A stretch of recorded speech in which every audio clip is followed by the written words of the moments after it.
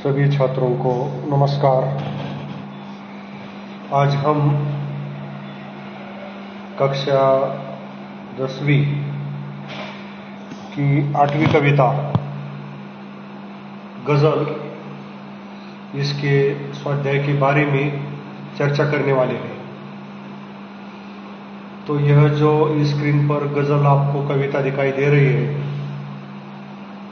उसके कवि मानिक वर्मा जी है। उनके परिचय के बारे में हमने देखा है। उसके बाद पद्य संबंधी उसके बारे में भी हमने चर्चा की है। और जो यह पूरी कविता है, यहाँ से लेकर यहाँ तक सारी कविता हो चुकी है। 3 वीडियो बन चुके हैं और एक 2 3 शेर को लेकर या पद्य पंक्तियों को लेकर बहुत आसानी के साथ और बारीकी के साथ हमने इस कविता की पढ़ाई की है। मैंने इस गज़ल कविता का अध्यापन किया है। तो आज इस कविता से संबंधित 4था वीडियो इस तासिका के अंतर्गत यह बन रहा है। और इस कविता के बाद में अंत में जो स्वाध्याय है उसके बारे में हम आज चर्चा करने वाले हैं। तो देखते हैं इसका स्वाध्याय कौन सा है, कृति किस तरह पूछी गई है, हमें उत्तर उस कृतियों का किस प्रकार लिखना है, और उत्तर लिखते समय कुछ संदर्भ, कविता का संदर्भ, उसका भी मैं स्पष्टीकरण करने वाला हूं। तो चलते हैं स्वाध्याय की तरफ। तो शब्द संसार, इसमें कुल 3-4 शब्द है।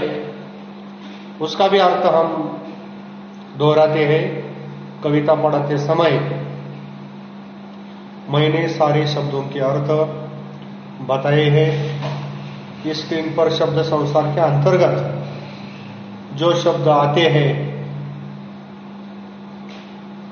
तो इसका भी अर्थ बताया है, लेकिन फिर भी उन शब्दों की पुनरावृत्ति हम करते हैं। उसके पर्यायवाची शब्द, समानार्थी शब्द या दिए हुए शब्दों का जो अर्थ है वो क्या है, उस पर भी हम एक नजर डालेंगे। तो पहला यह शब्द है, स्वर्णिम शब्द है। तो स्वर्णिम इस शब्द का अर्थ होता है सोने के रंग का या सुनहरा। यह शब्द आपके कानों में पड़ते ही आपको गजल की पहली पंक्ति याद आनी चाहिए कि कवि हमें कहता है कि तुमसे किसने कहा स्वर्णिम शिखर बनकर दिखो, शौक दिखने का है तो नींव के अंदर दिखो। यदि यह पंक्ति आपको, यह शब्द कानों पर पड़ते ही यदि याद आ गई तो इसकी यह पहचान होती है कि यह कविता आपको अच्छी तरह से समझ में आएगी।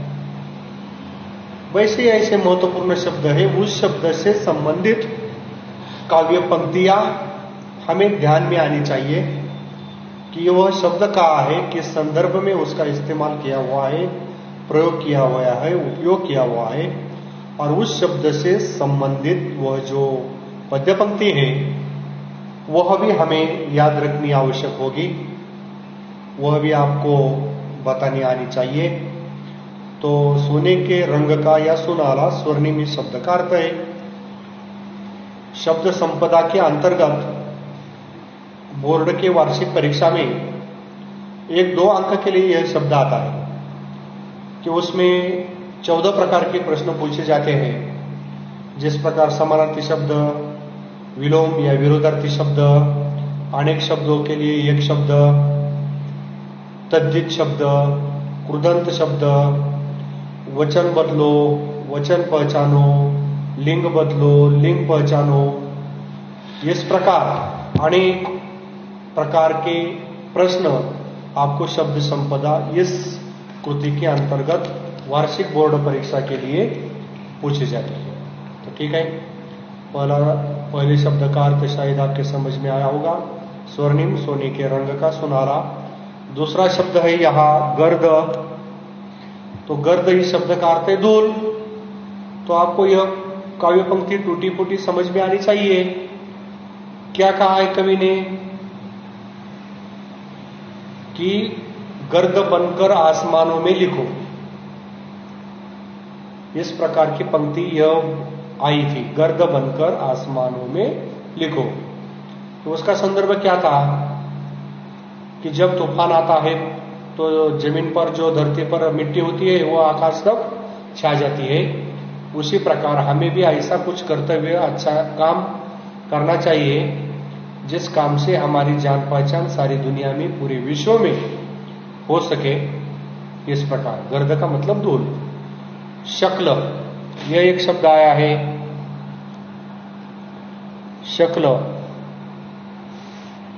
तो शक्ल का अर्थ क्या है? चेहरा।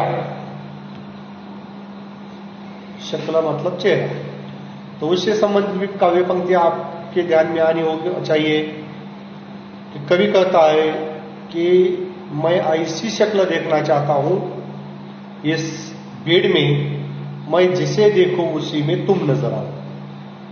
मतलब इस लोगों के भीड़ में कवि ऐसा चेहरा देखना चाहता है, शक्ल का मतलब चेहरा, जिसमें ईश्वर का अस्तित्व मुझे दिखाई दे। इस प्रकार अंतिम शब्द यहां आया है चौथा, धुंध। धुंध, वक्त की इस धुंध में तुम रोशनी बनकर दिखो।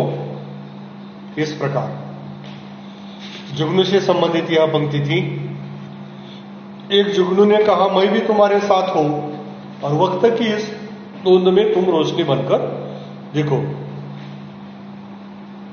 धुंध का अर्थ है धुआ या कोहरा, मराठीमध्ये ज्याला आपण धुका अशा प्रकारे संबोधतो। तो जुगनू का यह संदर्भ आया था, स्पष्टीकरण आया था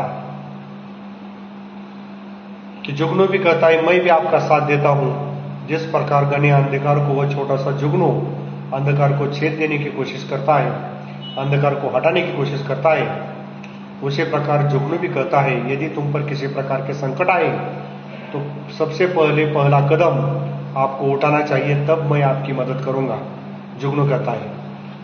तो इसका मतलब यह है कि प्रतिकूल परिस्थिति आने पर हमें क्या करना चाहिए? विचलित नहीं होना चाहिए, डटकर सामना मुकाबला करना चाहिए और किसी लोगों पर संकट आए उसका संकट दूर करना चाहिए।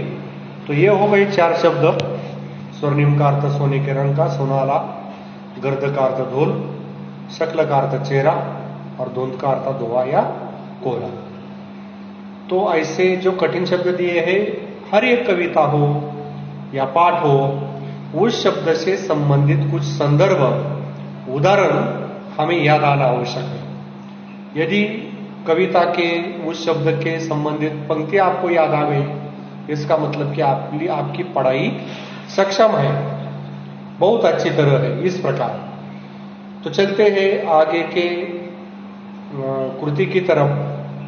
स्वाध्याय, क्या स्वाध्याय है, स्वाध्याय के अंतर कौन कौन सी कृतियां पूछी है, तो चलते हैं पहली कृति की तरफ। कौन सी कृति पूछी है? तो यह देखो, सूचना के अनुसार कृतियां कीजिए। गजल की पंक्तियों का तात्पर्य। तात्पर्य इस शब्द का अर्थ होता है अर्थ। तात्पर्य का अर्थ होता है भावार्थ या अर्थ। इस प्रकार तो कवि कहते हैं नींव के अंदर दिखो। यह 2 अंकों के लिए परीक्षा में कृति पूछी जा सकती है। तो पहली कृति का उत्तर क्या लिखना है हमें? नींव के अंदर देखो। तो पहली पंक्ति आपको याद में आनी चाहिए कि आपसे किसने कहा स्वर्णिम शिखर बनकर दिखो, शौक है दिखने का तो नींव के अंदर देखो। इस प्रकार की काव्य पंक्ति थी। तो इसका अर्थ क्या हुआ, इसका उत्तर किस प्रकार लिखना है हमें। नींव के अंदर देखो ये 4 ही शब्द है, तो उसका तात्पर्य, उसका भावार्थ, उसका अर्थ क्या लिखना है हमें।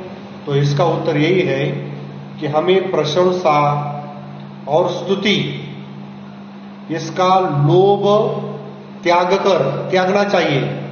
हमें प्रशंसा और स्तुति या वाहवाही का लोभ त्यागना चाहिए, और हमें नींव के ईंटों के समान कुछ अच्छा, मजबूत और सुदृढ़ काम करना चाहिए। आया उत्तर आपके समझ में।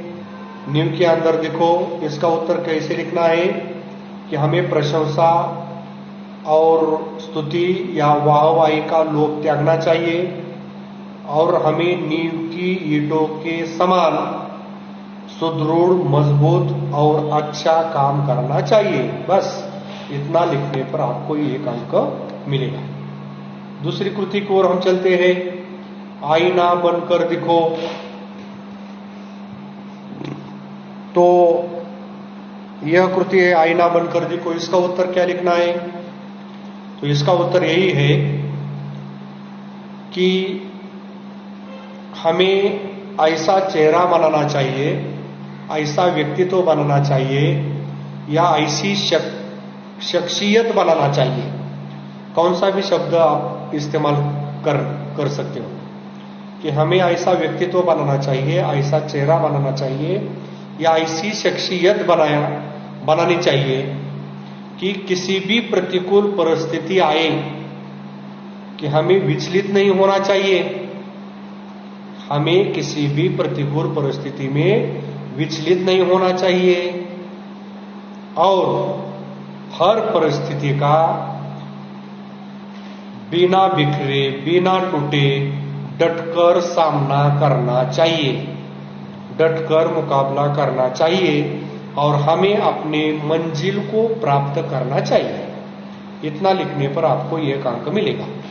फिर से एक बार इसका उत्तर आपको मैं बताता हूं। आईना बनकर देखो, इसका अर्थ यही है, कवि कहता है हमें ऐसी शक्ल बनाना है, किसी भी प्रतिकूल परिस्थिति में आने पर हमें विचलित नहीं होना चाहिए, डरना नहीं चाहिए, और हर परिस्थिति का बिना बिखरे, बिना टूटे डटकर सामना करना चाहिए, और हमें अपने लक्ष्य को प्राप्त करना चाहिए। बस इतना लिखने पर आपको 1 अंक मिलेगा।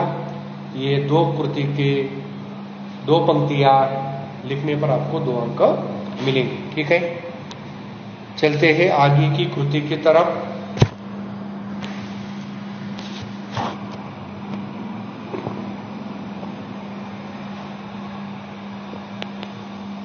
अगली कृति है मनुष्य से अपेक्षाएं। कवि ने इस गजल के माध्यम से अनेक संदेश दिए हैं, इसलिए वो मनुष्य के प्रति कुछ अपेक्षाएं भी उसे अपेक्षित है। मनुष्य की इच्छाएं कुछ अपेक्षित है कि क्या चाहता है वो मनुष्य से, वो उसे क्या अपेक्षित है। 2 अपेक्षा याद लिखनी है। 1 अंक के लिए परीक्षा में कृति आ सकती है। तो पहला उत्तर आप लिख सकते हैं मनुष्य से अपेक्षाएं। पहला उत्तर मानवीय गुणों को अपनाना, मानवीय गुणों को अपनाना।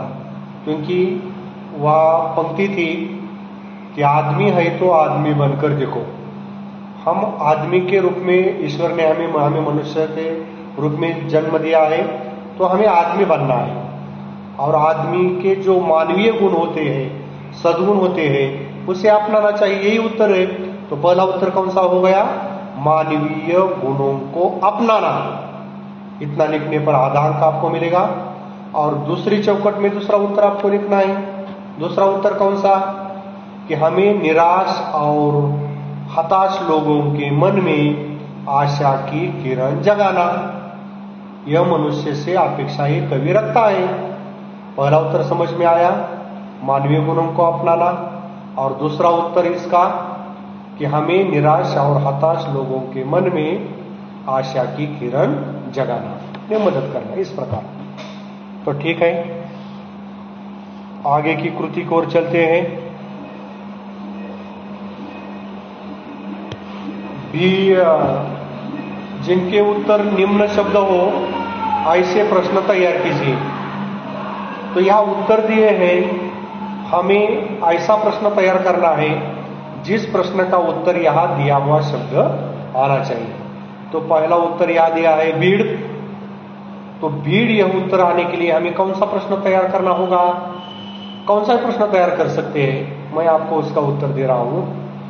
कवि अक्सर किसी शक्ल को कहाँ देखना चाहता है? इस गजल का जो अंतिम शेर है उसी में यह है। फिर से एक बार सुनिए। कवि अक्सर किसी शक्ल को कहाँ देखना चाहता है? तो भीड़ में देखना चाहता है, हो गया उत्तर। दूसरा उत्तर है यहां जुगनू। जुगनू यह उत्तर आने के लिए कौन सा प्रश्न हम पूछ सकते हैं? वक्त की धुंध में साथ रहने को किसने कहा? जुगनू ने कहा। जुगनू ने कहा मैं भी तुम्हारे साथ हूं, लेकिन वक्त के धुंध में सहायता करनी होगी, यही है। तो जुगनू इस उत्तर आने के लिए कौन सा प्रश्न पूछेंगे हम कि वक्त की धुंध में साथ रहने को किसने कहा? जुगनू ने कहा। तीसरा उत्तर है तितली। तितली यह उत्तर आने के लिए कौन सा प्रश्न हम तैयार करेंगे? तो कवि खिलते फूल के स्थान पर कहाँ दिखने को कहता है या किसे दिखने को कहता है? और अंत में प्रश्न चिन्ह निकालना आवश्यक है, नहीं तो आधा अंक कट जाएगा। और प्रश्नवाचक शब्द भी उसमें होना चाहिए। कौन, कहा, कब, किस लिए, इस प्रकार, कैसे, इस प्रकार के प्रश्नवाचक प्रश्न सूचक शब्द होना आवश्यक है, नहीं तो आधा अंक कट जाएगा। और अंत में प्रश्न सूचक चिन्ह भी होना चाहिए। ऐसा सारा लिखने पर आपको 1 अंक मिलेगा। तो तितली यह उत्तर आने के लिए कौन सा प्रश्न तैयार होता है? कवि खिलते फूल के स्थान पर कहाँ देखने को कहता है? तो तितली को देखने को कहता है। और अंतिम उत्तर है आसमान। आसमान यह उत्तर आने के लिए कौन सा प्रश्न हम तैयार करेंगे कि गर्द बनकर कहाँ लिखना चाहिए? आसमानों में लिखना चाहिए, इसका उत्तर है कि गर्द बनकर कहाँ लिखना चाहिए? अंत में प्रश्न चिन्ह। तो इसका उत्तर है गर्द बनकर आसमानों में लिखना चाहिए। हो गए इसके प्रश्न तैयार।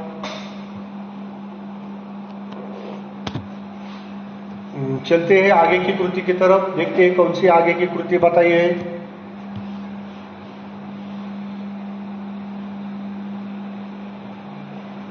तो निम्नलिखित पंक्तियों से प्राप्त जीवन मूल्य लिखिए। जीवन मूल्य लिखिए मतलब संदेश लिखिए, तात्पर्य लिखिए, बोध लिखिए, सीख लिखिए, उपदेश लिखिए। कौन सा भी अर्थ आप लिख सकते हैं। मैंने आपको कहा है यह गजल कविता केवल पढ़ाई की दृष्टि से महत्वपूर्ण नहीं है, तो हमारे जीवन के दृष्टि से वह मूल्यवान है, इसलिए यह शब्द का प्रयोग किया है। इस पंक्तियों से प्राप्त जीवन मूल्य लिखिए। जीवन से संबंधित कौन सा संदेश मिलता है? जीवन का क्या मूल्य हमें सीखने को मिलता है, यह उत्तर हमें देना है। तो पहली कृति है आपको महसूस डैश डैश भीतर दिखो। तो कवि कहता है कि आपको महसूस होगी तब हर एक दिल की जलन जब किसी धागे सा जलकर मोम के भीतर दिखो। तो इससे हमें कवि इसका उत्तर क्या लिखना चाहिए? कवि कहता है जब हम हर दुखी व्यक्तियों के पास जाकर उसी दुख का अनुभव करेंगे तब हमें दूसरों के मन की पीड़ा का अनुभव होगा या हम उसी के दुख को हम महसूस करेंगे। और इसके लिए कवि कहता है जिस प्रकार एक धागा मोम के साथ उसके साथ जलता है, मतलब समर्पण करता है, त्याग करता है, खुद दोनों भी जलते हैं, धागा भी जलता है और मोम भी जलता है। जिस प्रकार कोई धागा मोम के साथ जलता है और लोगों को प्रकाश देता है, उसी प्रकार हमें भी दिन दुखियों के साथ होना चाहिए और उसके साथ उसके दुख का भी हमें अनुभव करना चाहिए। इस प्रकार का स्पष्टीकरण आप उस पंक्ति के अंतर्गत लिख सकते हैं। तो दूसरी कृति है, कोई ऐसी शक्ल मुझे अक्सर दिखो। तो अंतिम पंक्ति है इस गजल कविता की, कोई ऐसी शक्ल तो मुझको दिखे इस भीड़ में, मैं जिसे देखूं उसी में तुम मुझे अक्सर देखो। तो इसका जीवन मूल्य क्या है? तो कवि कहते हैं, यह दुनिया में लोगों का सागर है, मनुष्य का सागर है, और हर एक भीड़ में, इस मनुष्य के सागर रूपी भीड़ में मैं ऐसी शक्ल देखना चाहता हूं, मैं ऐसा चेहरा देखना चाहता हूं, मैं जिस भी चेहरे को देखूं उसी में ईश्वर का अस्तित्व होना आवश्यक है।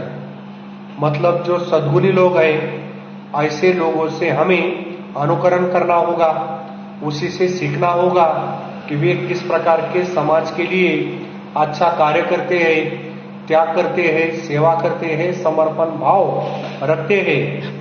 हमें भी उससे अनुकरण लेना है, उनसे अच्छा काम करने के लिए सीखना है, और हमें एक सद्गुणी, संस्कारशील और एक आदर्श आदमी बनना है, जिसकी अभिलाषा, जिसकी इच्छा यह कवि रखता है। तो यही इस प्रकार का स्पष्टीकरण आप इस दूसरी पंक्ति के अंतर्गत लिख सकते हैं कि कवि ऐसी लोगों के भीड़ में ऐसा चेहरा, ऐसी शक्ल देखना चाहता है जो हर शक्ल में, हर चेहरे में उसे ईश्वर का अस्तित्व उसे नजर आए, या ईश्वर का अस्तित्व नजर आए, या हर एक मनुष्य के चेहरे में उसे ईश्वर का अस्तित्व देखने को मिले। मतलब हर एक व्यक्ति सद्गुणी हो, सज्जन हो, संस्कारशील हो, चरित्रवान हो और आदर्श हो।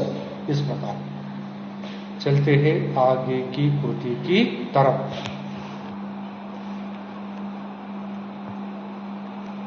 यह अंतिम कृति है।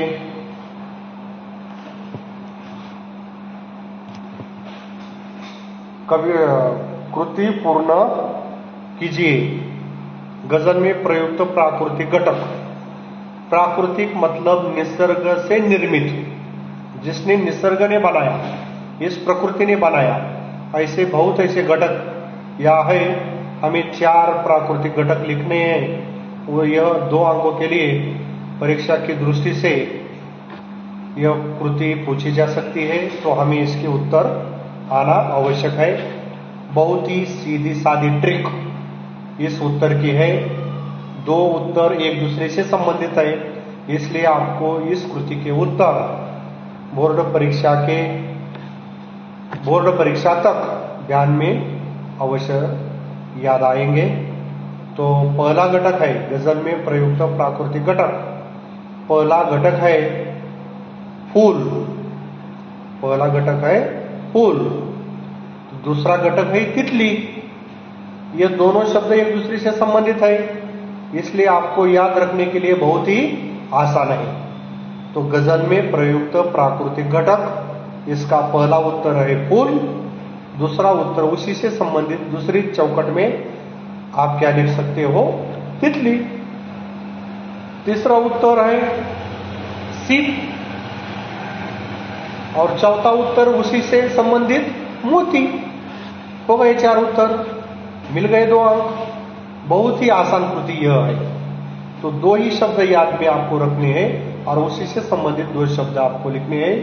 यह गजल में प्रयुक्त प्राकृतिक घटक, एक है फूल और दूसरा है सीप। फूल और तितली, सीप और मोती, ये दोनों शब्द एक दूसरे से संबंधित है, इसलिए आसानी से आपको याद रख सकते हैं। आगे देखते हैं। प्रस्तुत गजल की अपनी पसंदीदा किन्हीं 4 पंक्तियों का केंद्रीय भाव स्पष्ट कीजिए। मतलब भावार्थ लिखिए। यह 2 अंकों के लिए पद्य विभाग में आपको कृति पूछी जाएगी, 2 अंकों के लिए। किसी भी 4 पंक्ति का अर्थ या स्पष्टीकरण आप लिख सकते हो। तो हम अंतिम 4 पंक्तियों का भावार्थ देखते हैं। डर जाए फूल बनने से कोई नाजुक कली, तुम ना खिलते फूल पर तितली के टूटे पर दिखो। और कोई ऐसी शक्ल तो मुझको दिखे इस भीड़ में, मैं जिसे देखो उसी में तुम मुझे अक्सर दिखो। ये हो गई 4 पंक्तियां। इसका स्पष्टीकरण हमें 8-10 पंक्तियों में परीक्षा में लिखना होता है। 2 अंकों के लिए कृति पूछी जा सकती है कि किन्हीं 4 पंक्तियों का केंद्रीय भाव लिखिए, तात्पर्य लिखिए, उद्देश्य लिखिए या भावार्थ लिखिए। कौन सा भी प्रश्न आ सकता है तो आपको वह लिखना है इस प्रकार। तो डर जाए फूल बनने से कोई नाजुक कली, इसका स्पष्टीकरण यह होता है कि कली के अंदर डर है, वह कली फूल बनने से डर रही है, क्योंकि उससे लगता है कि जब वह कली का रूपांतर फूल में हो जाएगा तो तितली उसके फूल पर बैठेगी और उसमें जो मकरंद होता है, रस होता है, वह चूसेगी और चूसकर उसे परेशान करेगी, हैरान करेगी, त्रस्त करेगी। इसका डर उस कली के अंदर है। तो कवि हमें कहना चाहता है कि तुम्हें कली के मन में जो डर है उसे दूर करना है और उसे सांत्वना देना है, उन्हें विश्वास दिलाना है, उसे भरोसा दिलाना है कि तुम तितली को मत घबराओ, यह आपका कुछ बिगाड़ने वाली नहीं है, वह कुछ तुम्हारा बिगाड़ नहीं सकती, क्योंकि उसके टूटे पर देखो। पर मतलब पंख, उसे समझाना है कली को, उस तितली के पंख भी ठीक ठाक नहीं है, वो टूटे हुए हैं, इसलिए उसे घबराने की आवश्यकता नहीं है। इसका मतलब हमें भी, जो गरीब लोग हैं, दीन दलित है, जिसके मन में किसी वजह से या बेवजह किसी के मन में डर है, तो हमें भी क्या करना है, उस डर को निकाल देना है और उसे विश्वास दिलाना है और उसकी मदद करनी है। अगली अंतिम 2 पंक्तियां। कोई ऐसी शक्ल तो मुझको दिखे इस भीड़ में, मैं जिसे देखूं उसी में तुम मुझे अक्सर देखो। देखिए, यह भी बहुत ही महत्वपूर्ण पंक्ति इस कविता की अंतिम पंक्तियां है, शेर है।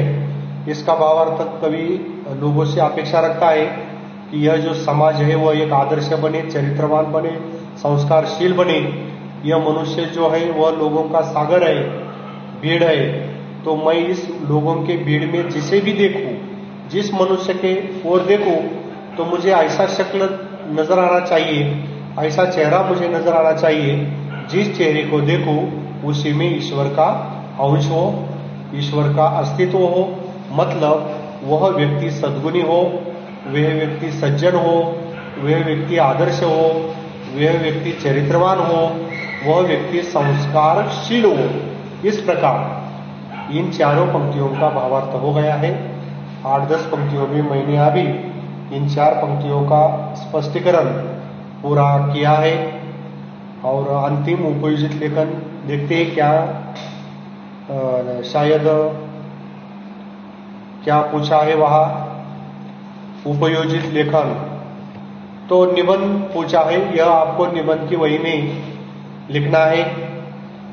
यदि मेरा घर अंतरिक्ष में होता, कल्पना प्रधान निबंध है। यदि मैं पंछी होता, यदि मैं नेता होता, यदि मैं पेड़ होता, यदि मैं सैनिक होता, इस प्रकार कल्पना प्रधान यह निबंध है। तो आपको यह निबंध की वही में लिखना है। उसके लिए आपको 20 अंक मिलने वाले हैं। 5 पत्र लिखने हैं, 5 कहानी लिखनी है, 5 वृत्तांत लिखना है, 5 विज्ञापन लिखने हैं और 5 निबंध लिखने हैं और 5 गद्याकरण लिखने हैं। यह सारे लिखने पर आपको 20 में से 20 अंक जरूर मिल जाएंगे। तो यह जो निबंध है, यदि मेरा घर अंतरिक्ष में होता, यह निबंध आप क्या कीजिए, निबंध की वही में लिखिए। तो आज के लिए बस इतना ही बारीकी से। और यह जो मैंने अब कृति के जो उत्तर आपको बताए हैं, यह सारा स्वाध्याय हो जिसे हम वर्गपाठ बोलते हैं, वह तुम्हें वर्गपाठ की वही में लिखना है। हर एक पाठ हो, कविता हो, उसके पीछे जो स्वाध्याय है वह वर्ग पाठ की वही में लिखना है। इस साल के अंत में वह सारा तुम्हारा जो काम है, वर्ग पाठ हो, गृह पाठ हो, सेतु की चाशनी हो, तो उसके बाद सेतु की जो पढ़ाई आपने की है, लिखा हुआ साहित्य वह भी आपको जमा करनी है।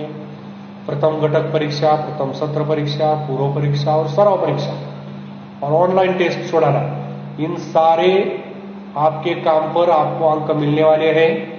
हर एक कृति के लिए मार्क है, वर्ग पाठ के लिए मार्क है, गृह पाठ के लिए मार्क है, ऑनलाइन टेस्ट के लिए मार्क है, स्वाध्याय के लिए मार्क है। यदि आपने सारा काम किया, समय पर किया, तो आपको सारे के सारे अंक मिल जाएंगे। मतलब अंक मिलना किसी शिक्षक के हाथ में नहीं है, आपके हाथों में है। यदि आपने सारा काम समय पर पूरा किया तो आपको बहुत सारे अंक जरूर मिलेंगे। ठीक है, मिलते हैं अगले वीडियो में अगले पाठ को लेकर। अगला पाठ है रीढ़ की हड्डी, उसके लेखक है जगदीश चंद्र माथुर। आप वो सबसे पहले 1-2 बार पढ़ लीजिए ताकि जो शब्द है उससे आप परिचित हो जाएंगे, जो वाक्य है, भाषा है, पात्र है, उससे आप परिचित हो जाएंगे और पढ़ते समय ज्यादा दिक्कत या ज्यादा कठिनाई आप महसूस नहीं करेंगे। तो ठीक है, आज की तासिका के लिए बस इतना ही। धन्यवाद।